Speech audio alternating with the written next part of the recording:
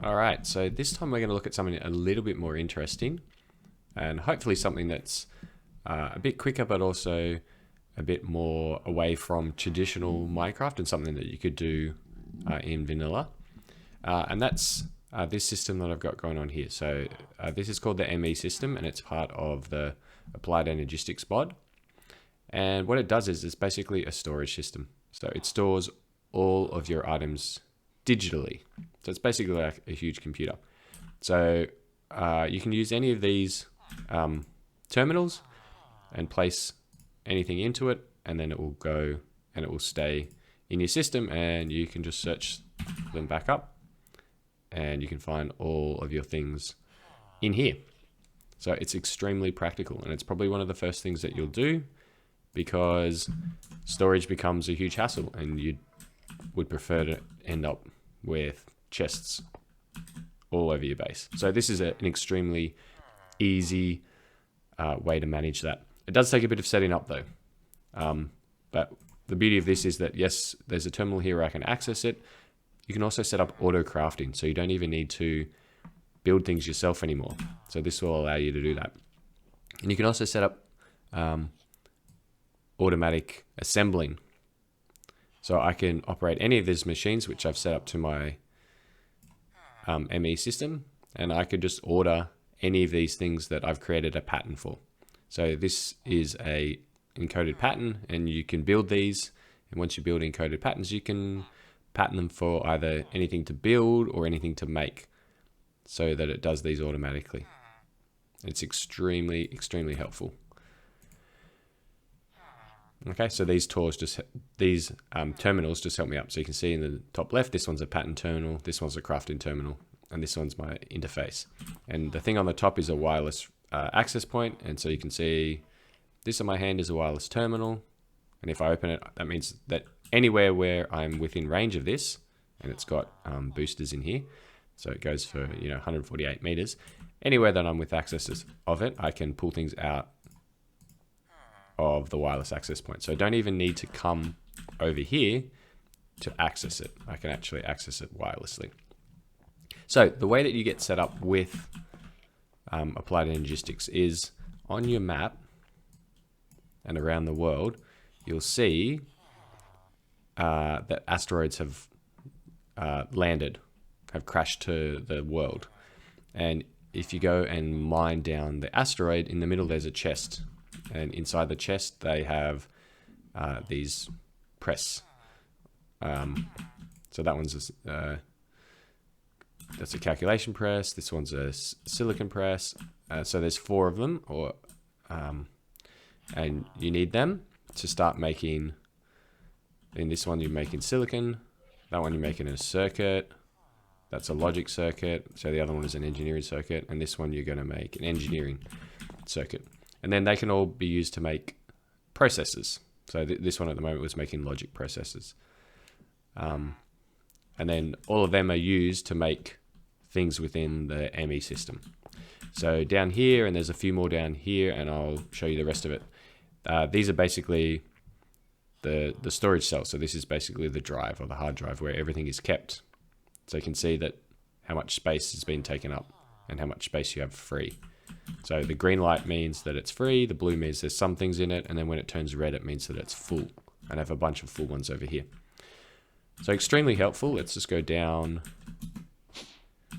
And this cube is basically like the heart of the ME system. So you need these controllers, and it will show you how much it will allow, how much space it will allow for things to be processed through it. And I'll explain what I mean by that. And down here, I started setting up to expand the storage. Then I stopped playing, but you can see I put down all of these drives. This is where you did the wireless controller, set it up. It's a security terminal. It needs to be attached to this. Now, the important part about all of these are these cables that come down, and you'll see the cables run through my base all over the place. These ones are the power cables, so not those ones.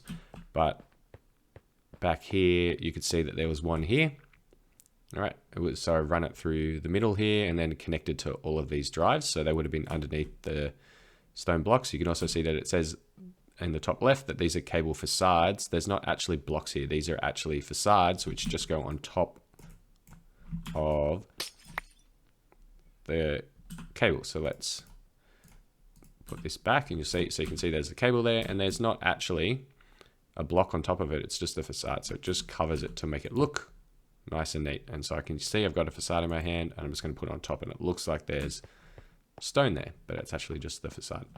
So the reason for these cables, and you can see there's cables here, and we'll talk about the machines down in my basement at 1.2, but all of these cables run along because if you put, and I don't know if you'll be able to see them here, but you can see that there's a storage bus there. So all of these storage units are connected to my ME system. So I don't actually need to hold them all in the drives if I don't want to, because they'll take up a huge amount of space. So you can see that all of these blocks, all right, are kept in these storage units instead of in the ME system. But because they've got storage buses on the bottom, I can still access them from the ME system. All right, and we were talking about auto crafting before as well.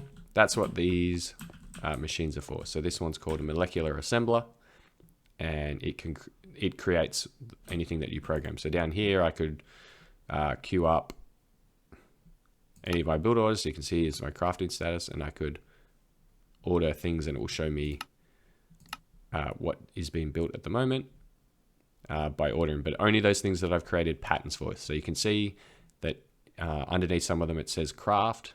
So they're things I have patterns for if it says craft. So for example, I could queue up 1,000 of these if I wanted, and it would just build them automatically. All right, and these are the processing units, so it allows me to do 4 at a time. And it's actually got space at the top, so it says 64K, whereas this one's 16K. All right, so it's extremely helpful. And then across here, some of the machines that you saw before that I had automatically connected to it. So the way they work is they've got these interfaces behind them, and it means that I can queue up anything that this machine has been programmed to do. So you check the interface behind it, and this one's been set up to do steel dust. So I could use steel dust. It needs carbon in there. That's why I've got this here. And I could queue up some steel without actually having to come down here and use the machine. And then same for this one. This one will be set up for something different. This is set up for enriched iron. And then same with all of these machines, so that I can just order any of these from anywhere in my base as long as I'm within range, and it will do it automatically. And I've done the same with these. These are not programmed, but they are automatically doing it because I've set the inputs using these input buses. So the input buses means that anything created in this machine automatically gets sent. You can see it disappears, automatically gets sent to my ME system. And behind them, they'll have, excuse the smoke, but they'll have export buses, which are things that they pull from the ME system. So it means that they're exporting them from the ME system. So this one's set up for silver and for rich slag. And the reason I've got the slag is that it increases the output. Okay, so you can see it increases the chances of doubling and also getting the byproduct, which in this case is lead. Right, so the ME system is extremely useful. So these are all set up with storage buses on the bottom. So they're not actually in the ME system, but I can access them from the ME system. And as we do the rest of the tour of the base, you'll see these things all around the place. So I thought that this was the best thing to start with next, so that you can understand what all these cables are that are running around the base. And I use different colors because each cable has a limit to how many things they can be attached to. All right, so for example, you can see some of them are 32, some are 16, some are 8. So it just depends. So the thicker ones I'll use the most, and then some of these smaller ones, if you've only got a few things on it, you can just use the 8 or so. All right, hopefully that was a bit more interesting than the stuff we looked at yesterday. Yeah, and that was just kind of so that you can understand everything else that's going on within my base, because it's basically tied back to the ME system. This is basically, looks almost like a heart, that's kind of the way you think about it. It controls everything that goes in and out of the base. So when we look at all these other cool stuff that's going on, you know that it all comes back and all gets fed into the ME system. And it's just a huge waste of, instead of using chests, which would be a huge waste of space, it just saves so much time and space, and it's so much more convenient if you can access things wirelessly than having to go back to a certain point. But it does take a bit of farming to get all of those things from the craters. When you find them around if you're lucky, you can do them in, a couple of trips.